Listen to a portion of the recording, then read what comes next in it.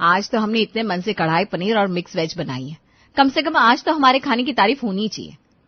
कोशिश तो यही है दीदी, लेकिन पता नहीं मम्मी जी पापा जी को ये भी पसंद आएगा कि नहीं। उनके लिए कुछ भी बनाओ, उन्हें कुछ पसंद ही नहीं आता।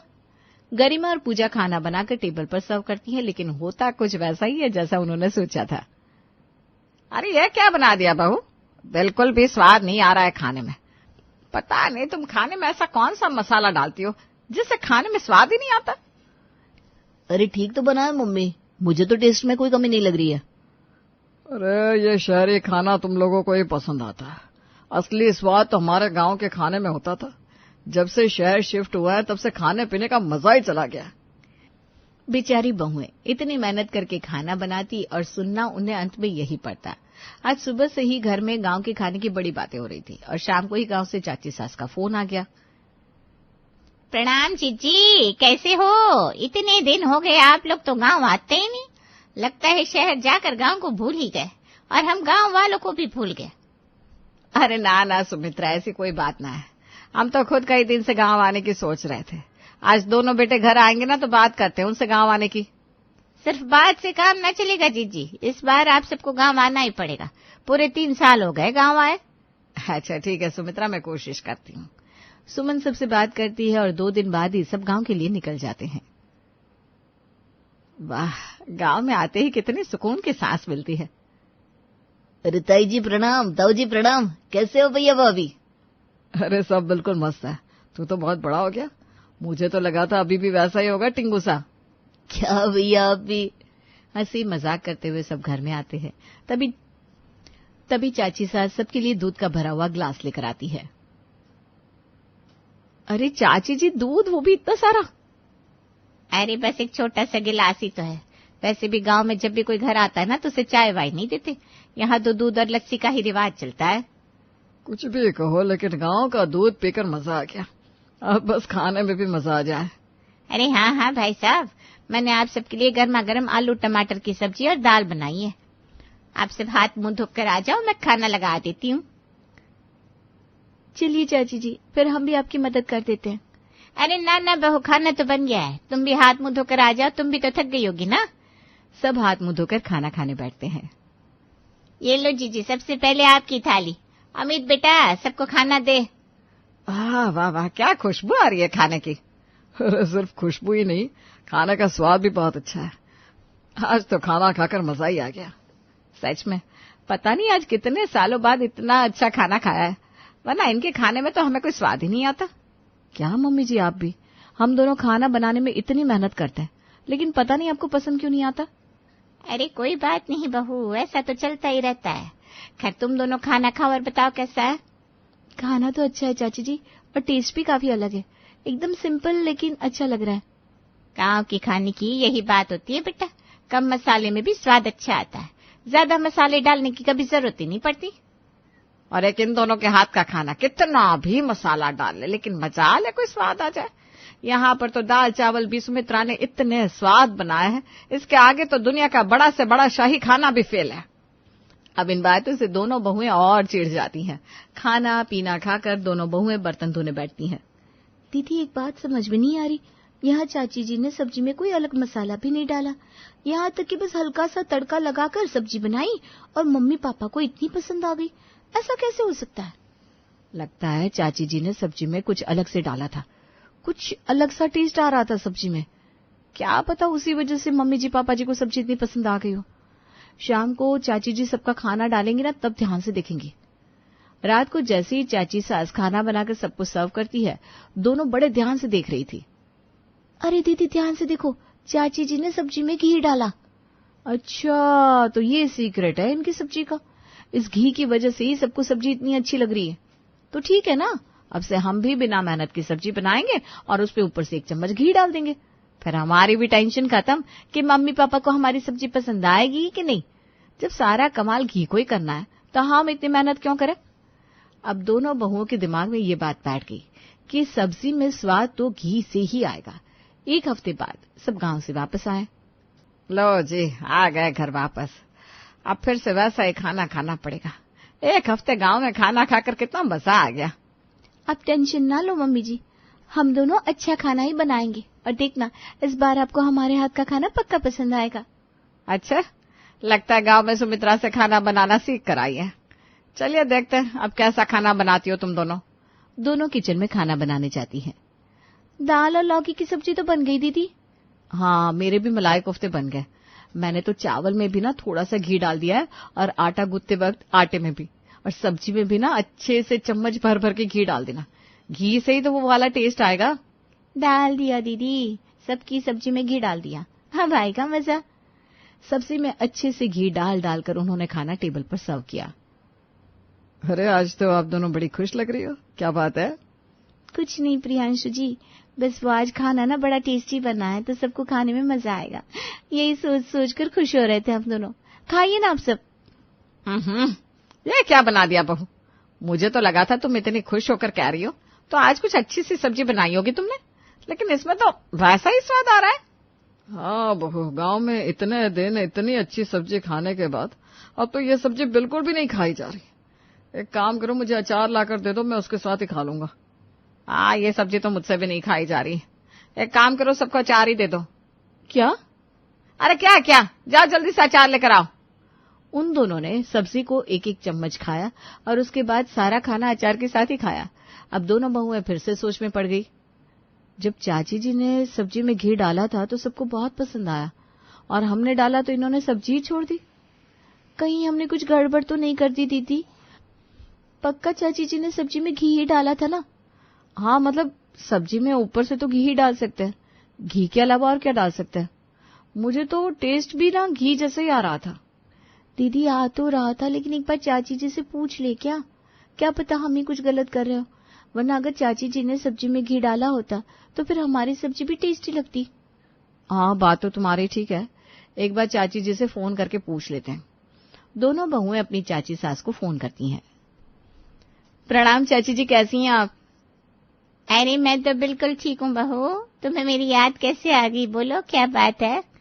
चाची जी, हम इतने दिन गांव में रहे ना, तो आपके हाथ की सब्जी खाने में हमें बड़ा मजा आया, लेकिन आपकी सब्जी जैसा स्वाद हमारी सब्जी में नहीं आ रहा। हमने सब्जी में घी भी डाला लेकिन वैसा टेस्ट नहीं मिला। अरे बेटा, वैसा टेस्ट कहाँ से मिलेगा, वो घी नहीं था, मक्खन था। मक्खन? आपने सब्जी में मार्केट वाला बटर डाला था चाची जी? अरे मार्केट वाला नहीं बेटा, घर के दही को मथ के बनाया था। घी का स्वाद भी सब्जी में अच्छा लगता है, लेकिन मक्खन जैसा स्वाद नहीं आता। एक बार मक्खन डालकर देखो सब्जी में, बिल्कुल वैसा ही टेस्ट आएगा। जी ठीक है चाची जी, थैंक यू, प्रणाम। क्या कहा चाची जी ने? अरे उन्होंने तो सब्जी में घी डाला ही नहीं था, वो तो मक्खन था जो उन्होंने घर पर दही से बनाया था। अच्छा, इसका मतलब अब हमें भी सब्जी में मक्खन डालना पड़ेगा, और यहाँ पर तो वैसा मक्खन मिलता ही नहीं है, घर पर दही जमा कर ही निकालना पड़ेगा। कोई बात नहीं, अब मम्मी जी पापा जी को खाना पसंद आए इसके लिए कुछ तो करना ही पड़ेगा ना। आज से 2 किलो दूध एक्स्ट्रा मंगा लूंगी। अब हर रोज घर में 2 किलो एक्स्ट्रा दूध आने लगा। उन्होंने 2 किलो दूध की दही जमाई और अगले दिन, अरे यार कितनी देर तक मथनी पड़ेगी ये दही, इससे मथते मथते तो मेरा हाथ में दर्द आ गया। अब थोड़ी देर तुम इसे मथ लो पूजा। दीदी मैं सब्जी काट रही हूँ, फिर आटा गूंथना है, आप ही कर लो ना। अरे नहीं, मुझसे नहीं हो रहा है, आटा मैं गूंथ दूंगी, तुम ये कर लो। अच्छा ठीक है। अब दही से मक्खन निकालना कोई इतना आसान काम तो है नहीं। दही से मक्खन निकालते निकालते दोनों के हाथ टूट गए। ये भगवान, मुझे तो लग रहा था थोड़ी सी देर में मक्खन निकल जाएगा, लेकिन इसने तो मेरी पूरी जान ही निकाल दी। सच में, पर ये तो शुक्र है कम से कम आज इन सबको खाना पसंद आ जाएगा, चाची जी के जैसी ही मक्खन वाली सब्जी। लेकिन मक्खन ना जरा भर भर के डालेंगे तभी अच्छा टेस्ट आएगा। हाँ दीदी, कम से कम 2-3 चम्मच तो डाल ही देते हैं। सब्जी टेस्टी लगे इसलिए दोनों बहुएं सब्जी में कई चम्मच भरकर मक्खन डाल देती हैं और आज फिर से बड़ी खुश होकर सबको खाना सर्व करती हैं। बड़ी खुश हो रही हो दोनों, कोई तीर मार लिया है क्या? आज खाने में हमने कुछ अलग किया है मम्मी जी, देखना आज आपको सब्जी बहुत अच्छी लगेगी। हाँ, बोल तो तुम दोनों कल भी यही रही थी, पर हुआ तो वही ना जो पहले होता था। पर आज ऐसा नहीं होगा मम्मी जी, आप बिल्कुल भी चिंता मत कीजिए। अच्छा ठीक है, देखता है। अब दोनों ने सब्जी में इतना ज्यादा मक्खन डाला हुआ था कि सब्जी में सब्जी का टेस्ट कम और मक्खन का टेस्ट ही आए जा रहा था। अरे बहू, तुम दोनों ऐसे सपने क्यों दिखाती हो जो पूरे ही नहीं हो सकते? इस सब्जी के लिए तुम दोनों इतनी खुश हो रही थी?